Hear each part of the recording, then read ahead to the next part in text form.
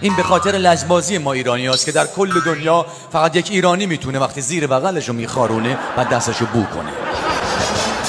من نمیدونم برای چی بو میکنه.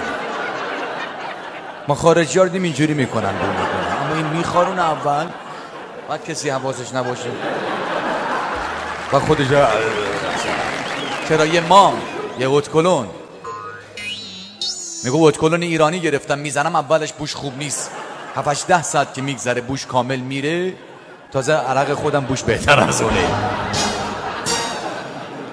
قبول داشته باشین که توی موضوعهای از دنیا جلوییم. مثلا تو همین بحث عطر ودکلون، برندهای مطرح ودکلون سازی جهان بتونن به راز ماندگاری عطر مشهدی پی ببرن.